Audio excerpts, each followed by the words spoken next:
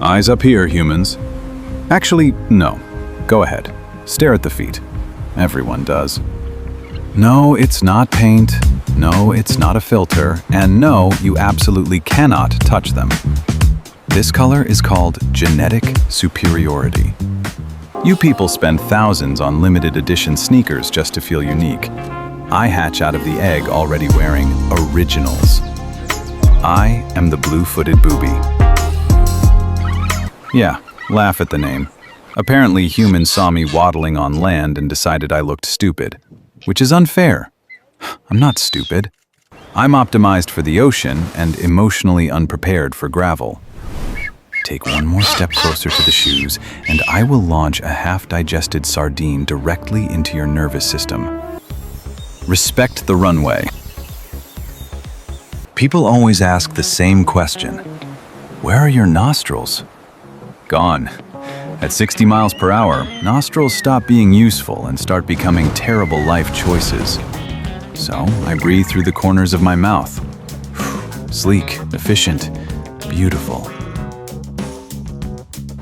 Every part of me is engineered for impact. My skull, reinforced. My body, streamlined. My eyes? Ah, yes. Humans think I look cross-eyed. I'm not cross-eyed. I'm running dual targeting software. While you're patting your pockets looking for car keys, I can spot a sardine twitching beneath the ocean from 10 stories above it. That tiny silver flicker? I see everything. Up here, I look ridiculous. A bird with blue clown feet waddling around volcanic rocks. But the second I lock onto a fish, everything changes. The wings fold, the body tightens, and gravity signs a contract with violence. The ocean doesn't see a bird, it sees a missile. I hit the water like a lightning strike with feathers, 50 miles per hour, straight down. The impact would turn most animals into soup, not me. Inside my chest are air sacs that absorb shock so well, they make your luxury car airbags look decorative. Underwater, there is no dancing, no posing, no elegance. Only speed, only pressure, only the hunt. Then I come back on land and trip over a pebble. Who designed this island? But survival isn't enough. Not in the Galapagos. Out here, romance is a competitive sport. And ladies, watch carefully. Lift, plant, pose. That's right, the dance. The bluer the feet, the healthier the bird. Which means these are biologically irresponsible levels of attractive. Every step says, I can provide, I can hunt. I probably have incredible genetics. Try to stay conscious. And yes, this is my real voice. You expected some mighty eagle scream? No. I whistle politely, like a wealthy man stepping out of a yacht club. My wife does the aggressive honking in this relationship. I bring elegance and gifts.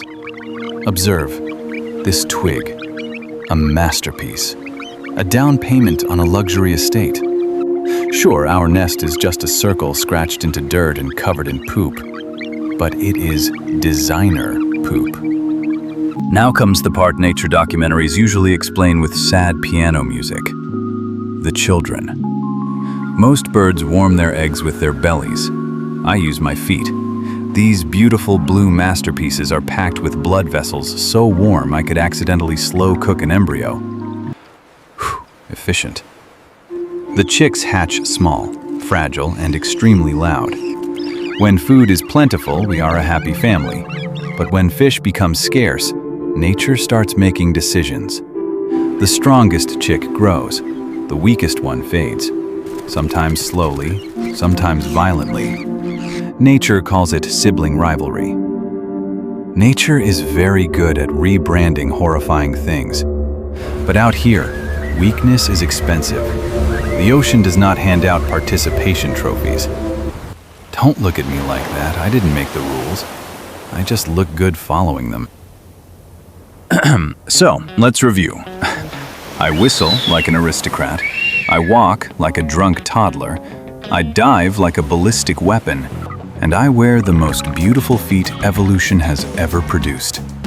Graceful in the sky, deadly in the ocean, catastrophic on land. Truly, the full package. So next time you visit the Galapagos, bring sardines, respect the runway, and for the love of fashion, stop laughing at the shoes. Wait, no. Don't cut the camera! I tripped again. Goodbye, peasants.